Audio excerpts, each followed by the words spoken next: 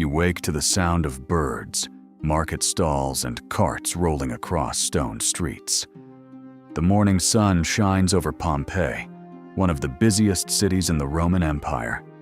Merchants shout about fresh bread, politicians argue near the Forum, and wealthy citizens relax inside painted villas. Everything feels normal. But above the city stands Mount Vesuvius. It looks peaceful, green, and completely harmless. Nobody around you knows that it is a volcano. Nobody knows that a massive column of magma is rising beneath their feet. And before this day is over, Pompeii will disappear from the world. So, if you were trapped inside Pompeii during the eruption of 79 AD, could you survive? Your first problem is that you would not understand the warning signs. For several days, small earthquakes have shaken buildings across the region.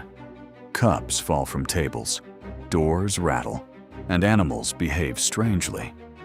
But earthquakes are common here, so most residents barely react. The city is still repairing damage from a powerful earthquake 17 years earlier. To the people of Pompeii, another tremor is annoying, but not terrifying. Then, sometime around midday, the mountain explodes. A deafening blast rolls across the city. You look up and see an enormous black cloud rising from Vesuvius. It climbs high into the sky before spreading outward like the branches of a giant pine tree. The Roman writer Pliny the Younger would later describe this terrifying shape from across the Bay of Naples. But you are much closer than Pliny, and the cloud is moving directly over you. At first, fine white ash begins drifting from the sky. People step outside and stare upward in confusion. Some believe the gods are angry. Others think the strange weather will pass.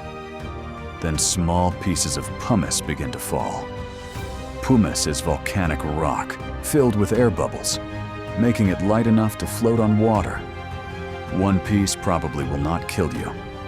Millions of pieces falling for hours are a different problem. The streets slowly turn white as the stones pile up around your sandals. The sunlight fades behind the thick volcanic cloud. Day becomes night. Oil lamps appear in windows, while lightning flashes inside the ash column. The air smells of sulfur, dust, smoke, and panic. Now you must make your first decision. Do you hide inside a building or escape from the city? Staying indoors protects you from falling rocks. Unfortunately, the pumice is collecting on every roof. Roman roofs are heavy even on a good day. Add several feet of volcanic rock, and they begin collapsing without warning. Beams crack above families who thought their homes would protect them. Rooms fill with dust, broken tiles, and debris. If you stay inside for too long, your shelter may become your tomb. So you cover your head with a pillow tied in place with cloth. It looks ridiculous, but today fashion is the least of your problems. The pillow can protect you from falling stones as you move through the streets. You wrap another damp cloth around your mouth and nose. It will not make volcanic air safe, but it may reduce the ash you inhale. Breathing is becoming harder with every passing minute. Each breath draws sharp particles into your throat and lungs. Your eyes burn, your chest hurts, and you can barely see a few steps ahead. Families rush past carrying children, jewelry, coins, food, and statues of household gods. Some people flee toward the city gates. Others run toward the coast, hoping ships will rescue them.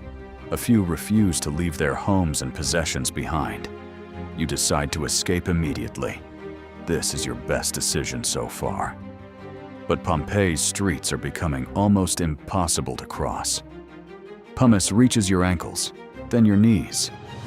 Moving through it feels like walking through deep, loose snow, while rocks continue hitting your head. Carts become useless, and frightened animals block narrow roads. Walls crack during violent earthquakes. Statues fall, columns collapse, and screaming crowds push in every direction. You must resist the temptation to follow the largest crowd. A crowded gate can quickly become a deadly trap. Instead, you choose the clearest route leading away from Vesuvius. Direction matters more than speed. Running toward the coast may seem logical, but the shoreline is also dangerous. Earthquakes can disturb the sea, ships may be unable to approach, and ash can make navigation impossible.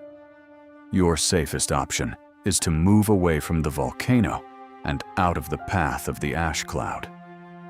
But you have already lost several precious hours. By evening, Pompeii is buried beneath an enormous layer of pumice. Many people who escaped early are already far from the city.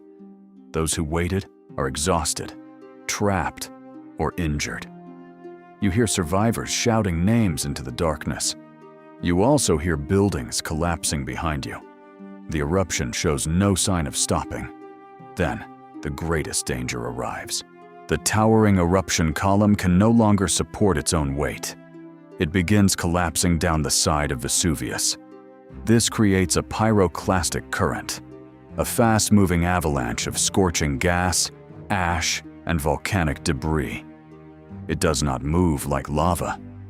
Lava is often slow enough to escape on foot. A pyroclastic current can race across the ground at terrifying speed. You cannot outrun it. The nearby town of Herculaneum is struck first. Many residents there had sheltered near the waterfront, hoping to escape by sea. The extreme heat kills them almost instantly. Pompeii remains protected for a little longer because of its distance and terrain. But that protection will not last. During the night, powerful surges spread farther across the landscape. The first surges stop short of Pompeii. Each one is a final warning that nobody inside the city can see. Then, near morning, another surge crosses Pompeii's walls. A dense cloud of hot gas and ash floods streets, homes, temples, and gardens. People hiding indoors are not safe. People running through the streets are not safe. The surge moves too quickly, and its heat is overwhelming. For anyone still inside Pompeii, the chance of survival has almost vanished. Your only hope was to leave much earlier. If you escaped during the first hours of falling ash, you might reach safer ground. If you waited to collect money, search for relatives, or protect your home, you probably would not. The eruption buries Pompeii beneath several meters of volcanic material. Buildings disappear, roads vanish, and thousands of lives are destroyed across the region. The city eventually fades from memory. For centuries, fields and farms cover the place where Pompeii once stood. Then explorers begin uncovering its streets, homes, shops, artwork, and graffiti. Archaeologists discover empty spaces inside the hardened ash where victims' bodies had decomposed. By filling these spaces with plaster, they create haunting casts of people caught in their final moments. We can see how they fell, where they sheltered, and what they carried. Pompeii becomes a frozen picture of ordinary Roman life. It also becomes a brutal lesson about disasters. The first warning rarely looks like the end of the world. It may look like a small earthquake, a strange cloud, or ash drifting gently from the sky. Survival depends on recognizing when normal life has suddenly become dangerous. So, could you survive Pompeii?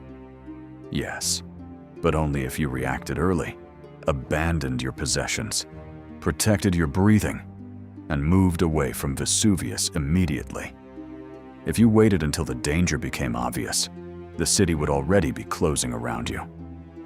In Pompeii, the difference between survival and death was not strength, it was time. And when the mountain finally revealed its power, almost everyone who remained had already run out of it.